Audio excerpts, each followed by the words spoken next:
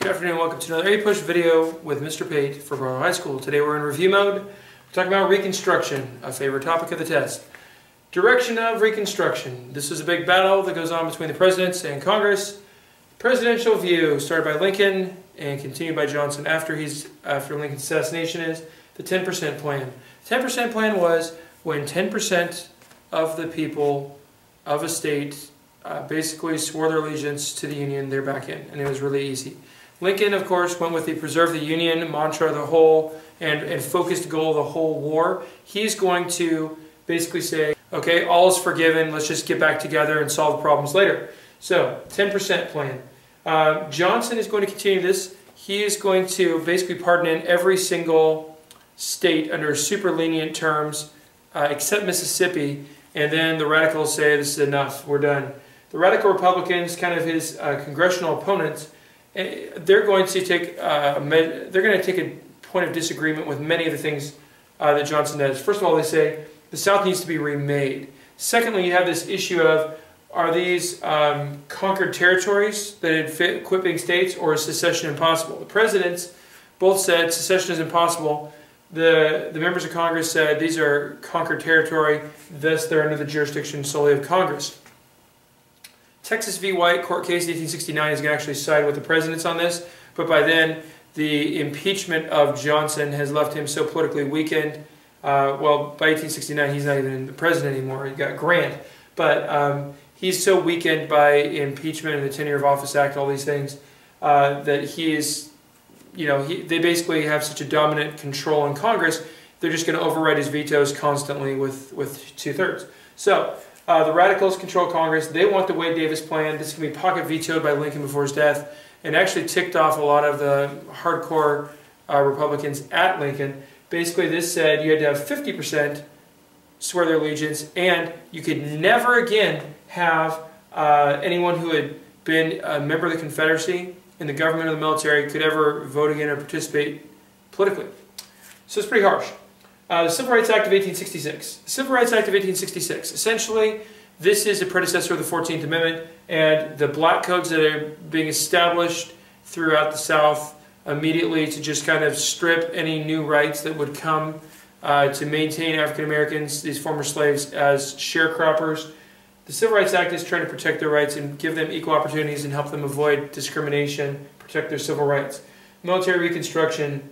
The Military Reconstruction Act kind of went over the boundary there, but essentially this is where Congress takes total control in 1867, and they're going to say, essentially, we're in charge. And they basically have the military reporting to them. They divide the South into 5 military districts, and they just start imposing Reconstruction the way they want, remaking the South the way they want. Now, I'll certainly argue that of the things that go on this side of the board, we've got more over on the other side of the ledger, it doesn't have as long a term an impact. It's significant.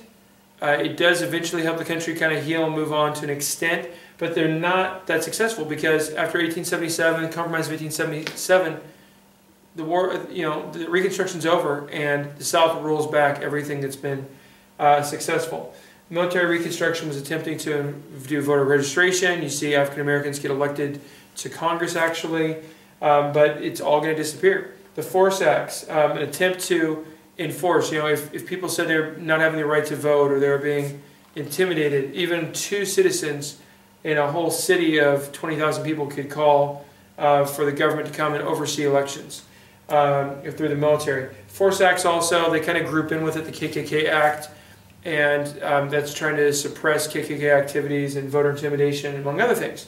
So, what you see here, ultimately the triumph of Congress until 1877, and then most of this falls apart, but you have this battle over the direction of Reconstruction. The other thing, really quickly, major legislation you need to know from this time period, beyond the Civil Rights Act of 1866. So, early in the war, you have the Confiscation Acts, that any slave that was captured would be treated as contraband, essentially captured property, okay? And then that's followed up by the Emancipation Proclamation. We all know what this is, of course. This is Lincoln freeing the slaves, but don't forget, he's only freeing them in the Southern Confederate territory. He's not freeing them in the border states because he wanted to hold the war together. Freedmen's Bureau. Right after the war is over, this is an attempt by Congress to kind of establish a program to meet the needs of these former slaves who have no possessions to their name, and help them out.